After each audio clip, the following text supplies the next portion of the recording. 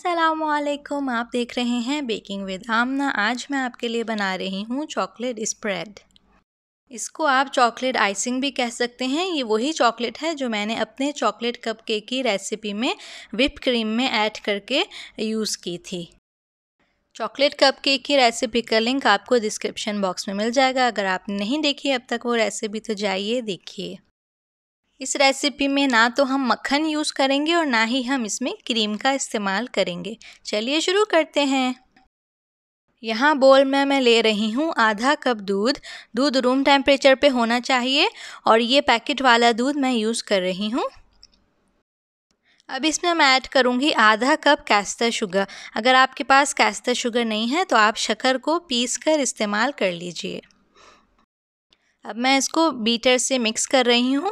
सिर्फ कुछ सेकंड्स के लिए मिक्स करना है, यहाँ तक कि शक्कर और दूध मिक्स हो जाए। आप ये रेसिपी बग़ैर बीटर के भी बना सकते हैं ब्लेंडर में बहुत आसानी से। ब्लेंडर में बनाएगा तो भी आप यही स्टेप्स फॉलो कीजिएगा जिस तरह मैं यहाँ बना रही हूँ। अब इसमें मैं ऐड कर रही हूँ सूखा दूध, मिल्क पाउडर 1 कप। इसको भी हम मिक्स कर लेंगे। मैंने ब्लेंडर इसलिए नहीं यूज़ किया इसलिए कि जब ये रेडी हो जाता है तो इसको ब्लेंडर के जग में से निकालना मुझे मुश्किल लगता है, इसलिए मैं इलेक्ट्रिक बीटर से बना रही हूँ। बोल में से निकालना मुझे आसान लगता है।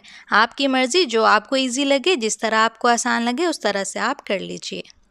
इसको हमें बस इतना मिक्स करना है कि सूखा दूध हमें नज़र ना आए। अब मैं इसमें ऐड कर रही हूँ कोको पाउडर 1 कप।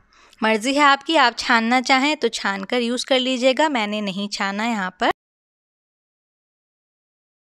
इसको भी हम इतना मिक्स कर लेंगे कि ड्राई कोको पाउडर नज़र ना आए, सब इंग्रेडिएंट्स अच्छी तरह से मिक्स हो जाएं। इस रेसिपी के बस यही 4 इंग्रेडिएंट्स हैं: आधा कप दूध, आधा कप शक्कर, 1 कप सूखा दूध और 1 कप कोको पाउडर।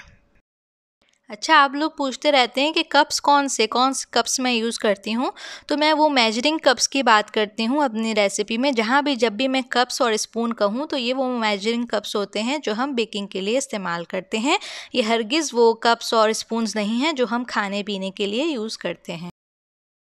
अब हम एक दफ़ा इसको अच्छी तरह से स्पैचुला से मिक्स कर देंगे। जो भी ड्राई इंग्रेडिएंट्स रह गया है वो मिक्स हो जाए और बस हम इसको अब आखिरी दफ़ा बीटर से अच्छी तरह से बीट करेंगे। अब तक जो मैं बीटर की स्पीड यूज़ कर रही थी वो बिल्कुल स्लो थी और अब मैं इसको 1 नंबर ज़्यादा करके बीट करूँगी। अब मैं आपको बताऊंगी कि आप किस तरह से इसको स्टोर करेंगे। जब ये रेडी हो जाएगा आप किसी भी एयर टाइट जार में या एयर टाइट डब्बे में डाल के इसको फ्रिज में रखेंगे। बाहर हम इसलिए नहीं रख सकते कि इसमें हमने दूध का इस्तेमाल किया है, जिसकी वजह से ये सड़ सकती है। बाकी जो 3 इंग्रेडिएंट्स हैं, शक्कर, कोको पाउडर और सूखा दूध, उससे इसे कुछ नहीं हो रहा, लेकिन जो हमने लिक्विड मिल्क यूज़ किया है उसकी वजह से ये गर्मियों में ख़राब हो सकती है। लेकिन इसका मतलब हरगिज़ ये नहीं है कि आप इसको बिल्कुल भी फ्रिज से बाहर नहीं रख सकते। कुछ घंटों के लिए आप बिल्कुल इसे फ्रिज से बाहर रख सकते हैं। फ्रिज में रखने से ये सख्त हो जाएगी, तो जैसे अगर आपको सुबह इस्तेमाल करनी है तो आप रात को इसको फ्रिज से निकाल के बाहर रख दीजिए। सुबह यूज़ कर लीजिए, यूज़ करने के बाद दोबारा फ्रिज में रख दीजिए। बाज़ार की चॉकलेट स्प्रेड की तरह आप इसको हर वक्त बाहर नहीं रख सकते, तो इसलिए आपने इसका ख्याल करना होगा। जब भी आप यूज़ करें साफ़ और ड्राई स्पून यूज़ कीजिए और ये आराम से 1 से 1.5 महीने तक ख़राब नहीं होती। आगे मैं आपको बतलाती हूँ कि आप इससे क्या क्या कर सकते हैं। तो अब यहाँ पे कर रही हूँ मैं बीटर स्टॉप। अच्छा, ये देखें, ये बीटर से बिल्कुल गिर नहीं रही, ये इसकी निशानी है जब ये रेडी हो जाएगी। अगर ये इस वक्त बीटर से गिर रहा है नीचे तो आपने इसे और बीट करना है। यहाँ मैं आपको स्पैचुला से भी चेक करके बता देती हूँ। देखिए, इसको मैं घुमा रही हूँ लेकिन इसमें से कुछ गिर नहीं रहा नीचे, तो इसका मतलब है ये तैयार है। अगर ये इस वक्त रनी होगा, नीचे गिरेगा, तो आपने उसे थोड़ा सा और बीट करना है। देखिए कितने आराम से मैं घुमा रही हूँ, कुछ नहीं गिर रहा है इसमें से।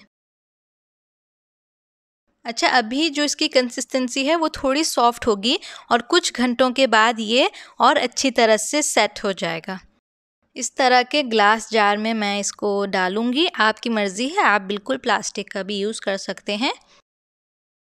अब मैं बताती हूँ कि आप इसके साथ क्या क्या कर सकते हैं। सबसे पहले तो आप इसको ब्रेड पे लगाकर या पराठे के साथ बच्चों को दे सकते हैं। बच्चों को ये बहुत पसंद आता है। उसके अलावा आप इसको ब्राउनीज़ के ऊपर लगा सकते हैं, कपकेक्स के अंदर फिल कर सकते हैं और किसी भी व्हिप क्रीम, बटर क्रीम में मिक्स करके चॉकलेट फ्लेवर का उसको बना सकते हैं। जैसे मैंने अपनी चॉकलेट कपकेक की रेसिपी में व्हिपिंग क्रीम के अंदर इसे ऐड करके चॉकलेट फ्लेवर की व्हिप्ड क्रीम बनाई थी। केक की लेयर्स में आप इसको यूज़ कर सकते हैं और इसके अलावा आप इसको स्ट्रॉबेरीज़ के साथ भी खा सकते हैं। और अगर आपको कुछ नहीं मिले तो आप इसको चमचे के साथ खा सकते हैं। अच्छा, ये पूरा जार एक रेसिपी से बना है। अगर आप पहली दफ़ा ट्राई कर रहे हैं तो बिल्कुल आप सारे इंग्रेडिएंट्स आधे करके आधी रेसिपी बना लीजिए। तो हो गया हमारा ज़बरदस्त सा होममेड चॉकलेट स्प्रेड तैयार। ज़रूर बनाइएगा और बताइएगा मुझे कि आपको रेसिपी कैसी लगी।